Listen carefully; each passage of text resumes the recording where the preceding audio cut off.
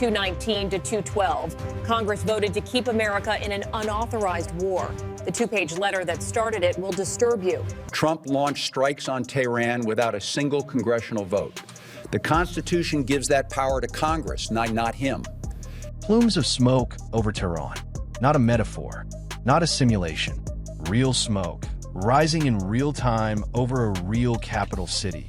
Sent there by American bombs, ordered by one man, without a single vote from the branch of government the Constitution requires to authorize it. 6 American service members dead in Kuwait within 72 hours. NATO air defenses shooting down an Iranian missile over Turkey. Thousands of American citizens flooding congressional phone lines from airports across the Middle East, desperate for help getting home. That is not context. That is the situation you're living in right now. Congressional votes on war powers failed. Both chambers. The Senate killed its resolution 53 to 47.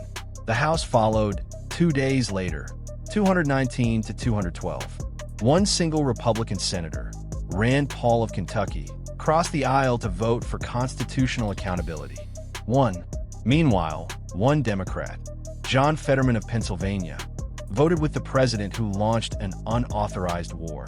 The institution designed to check executive power looked at the most expansive unilateral military action in modern American history and decided, by the slimmest of margins, to let it stand.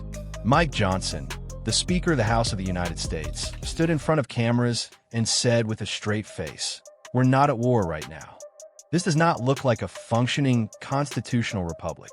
It looks like a constitutional monarchy auditioning for the title in real time. In the next few minutes, I'm going to show you exactly how a sitting president launched a war, sent a 2-page letter to Congress as a courtesy notice, and watched a compliant legislature vote to let him keep going. The legal architecture that was supposed to prevent precisely this moment. Why every warning from constitutional scholars and war powers experts was dismissed before the first bomb dropped. And why the world you're living in today is measurably more dangerous than the one you woke up in 2 weeks ago. Imagine you hire a property manager to oversee your building. The lease is clear. Any major structural decision, anything that could affect the foundation, anything that puts tenants at risk, requires your written approval before work begins. One Saturday morning, the property manager bulldozes a load-bearing wall on his own authority, sends you a text after the fact saying he acted in your best interest, and then insists the building is fine.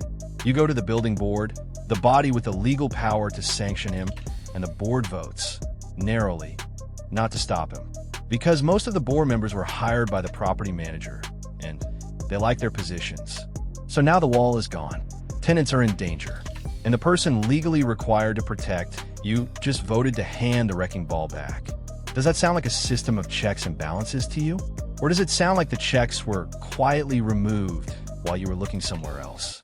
Hold that thought, because that is exactly what Donald Trump just did with the constitutional war powers framework that has governed this republic since 1787.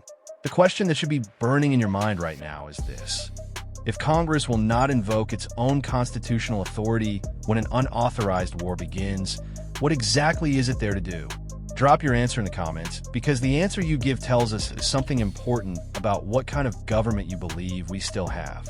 Let us rewind the clock, because the speed of this escalation has buried the sequence of events that actually matter. Prior to the strikes, the Trump administration had been engaged in diplomatic negotiations with Iran over its nuclear program. Multiple rounds of back-channel talks were underway, according to reporting from the New York Times in late February 2026. Congressional leadership in both chambers had already drafted war powers resolutions before a single bomb fell. Not because they predicted war, but because the administration's posture had been volatile enough to warrant preparation. Experts, including Brian Finucane, a senior advisor at the International Crisis Group, had publicly warned that any military strike on Iran carried serious escalation risks, and that the conflict would not stay below the constitutional threshold of war. Then, on a Saturday, without a vote, without a debate, without an authorization for use of military force, Trump ordered a coordinated strike with Israel on Iranian nuclear facilities. The letter he sent Congress 2 days later, a 2-page document, cited only my constitutional authority as commander-in-chief. No international legal justification.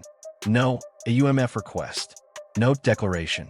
As Senator Chris Murphy of Connecticut stated on Face the Nation, what followed was a war of vanity, a war of choice, and a legal war.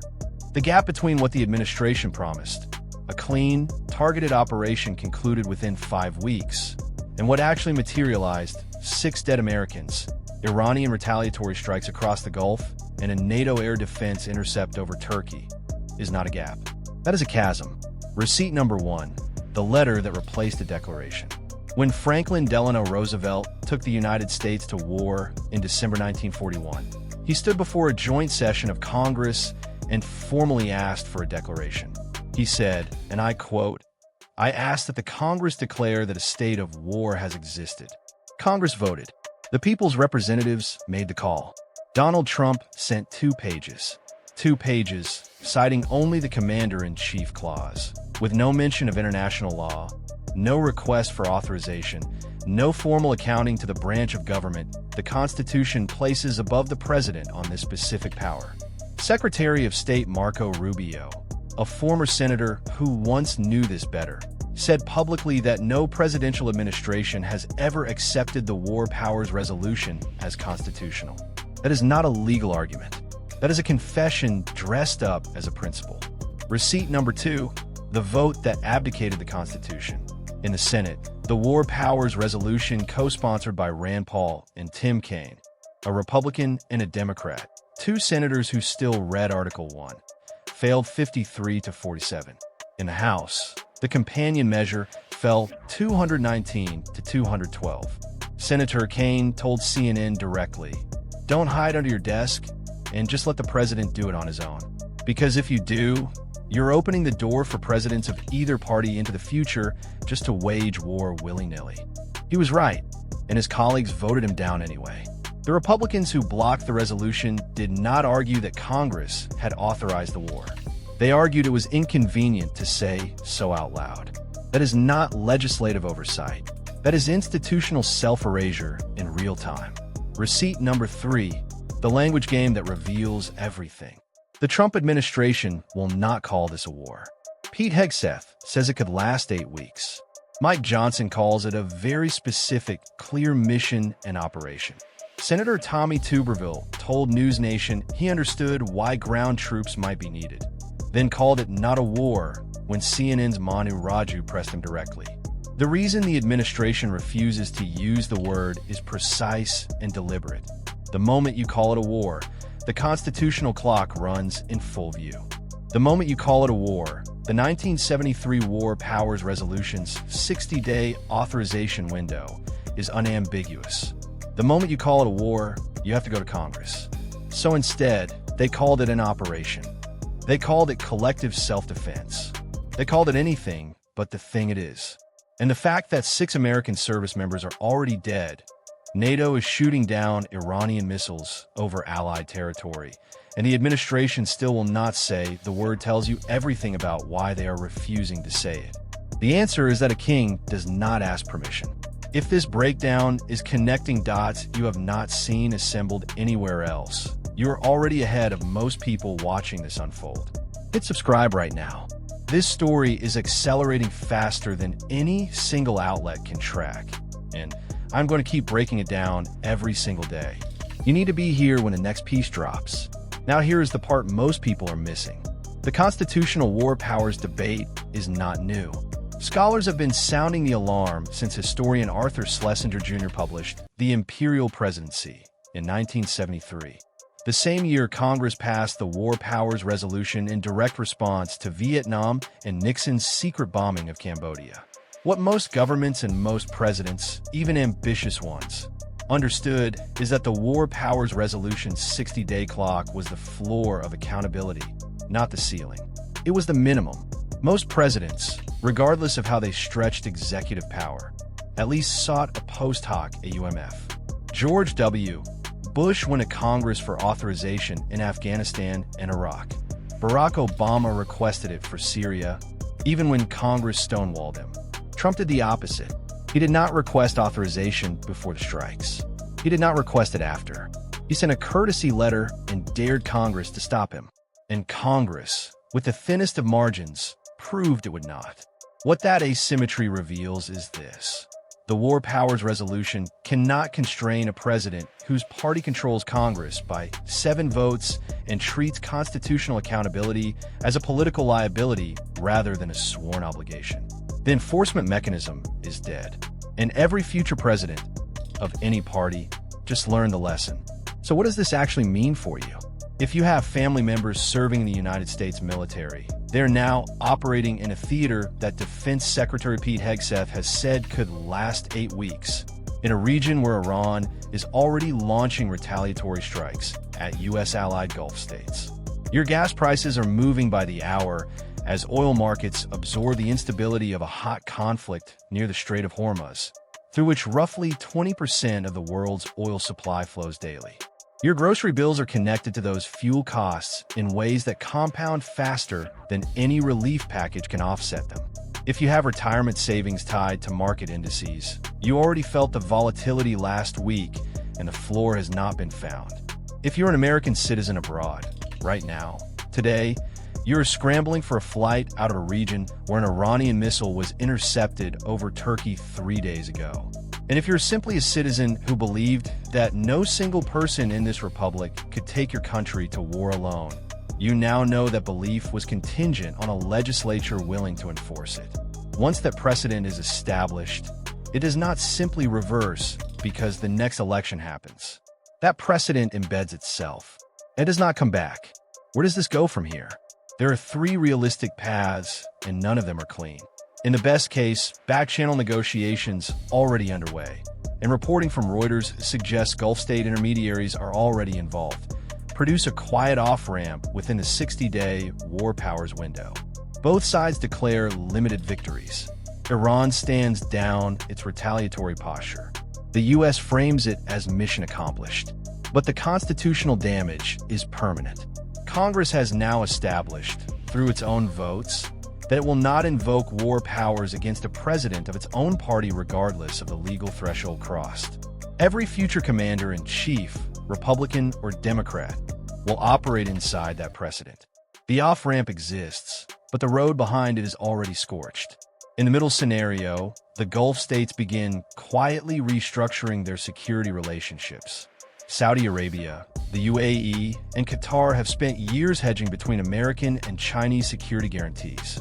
A U.S.-Iran war that spreads instability through the Gulf accelerates those conversations behind closed doors in ways that do not make the front page until the deals are signed. When a country that once bought American weapons exclusively starts diversifying its defense contracts toward Beijing, that shift does not reverse when the conflict ends. The economic and strategic architecture of the American-led order in the Middle East does not reassemble on request. Once those relationships restructure, they do not restructure back. In the worst case, the scenario nobody in official Washington wants to name out loud, Iranian retaliation expands beyond the Gulf. A miscalculation, a drone that hits the wrong target, a retaliatory strike that kills more than 6 Americans, and the pressure on Trump to escalate becomes its own gravitational field. Senator Tuberville already floated ground troops on national television. If that conversation moves from cable news to a classified briefing room, and if the same Congress that just refused to invoke its constitutional authority also refuses to fund the brakes, then the decisions about how far this goes rest entirely with one person, in one office, operating under a theory of executive power that the founders specifically designed the Constitution to prevent. And that person just started a war with a 2-page letter. Here is what I need you to understand. The constitutional framework for war powers did not fail because it was weak. It failed because the people required to enforce it chose not to. Representative Gregory Meeks of New York said it plainly on the House floor. Donald Trump is not a king, and if he believes the war with Iran is in our national interest, then he must come to Congress and make the case. He was right. The institution voted him down. The old assumption that the separation of powers is self-enforcing, that the Constitution protects itself, is permanently dead. What every watching actor has now learned, in every capital from Beijing to Riyadh to Brussels is that the American executive can initiate a war and dare its own legislature to stop it, and the legislature will flinch. Trump did not build a legal strategy. He built a performance dressed up as authority. And the two-page letter he sent to Congress was not a notification. It was a receipt for something that had already been purchased with your name on it, whether you agreed to the transaction or not. What does it mean for American democracy when the branch of government explicitly granted the power to declare war votes twice, not to use it? What precedent has Congress set for the next president, the one after that, and every commander-in-chief who now inherits this moment as a blueprint?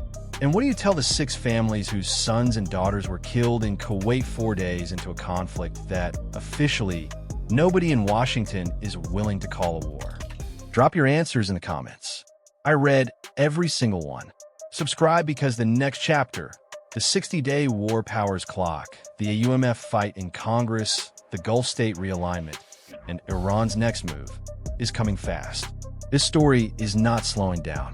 Do not look away. This content is commentary and analysis for informational purposes only. It does not constitute financial, legal, or geopolitical advice. Consult qualified experts before making any decisions based on the information presented.